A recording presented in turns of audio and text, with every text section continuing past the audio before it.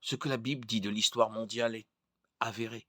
Les sceptiques critiquaient jadis la Bible parce qu'elle mentionne le peuple hittite, par exemple en 2 Rois 7-6, alors qu'il n'y avait aucune preuve archéologique de l'existence d'une culture hittite. Mais en 1876, des archéologues ont découvert des traces de cette nation. Et vers le début du XXe siècle, sa grandeur et son influence dans le monde antique étaient connues de tous. La fiabilité scientifique et historique de la Bible est une preuve importante de son authenticité. Elle contient aussi des prophéties accomplies. Certains auteurs bibliques ont prédit des événements à venir plusieurs siècles à l'avance.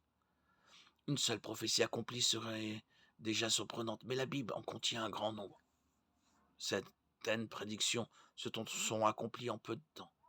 Abraham et Sarah ont eu un fils. Pierre a renié Jésus 3 fois. Paul a été témoin de l'évangile à Rome. D'autres, plusieurs siècles après Jésus, ont accompli des miracles. Et les 300 prophéties messianiques se sont accomplies. L'accomplissement d'autant de prédictions par une seule personne qui était Jésus aurait été impossible sans l'implication d'une puissance supérieure.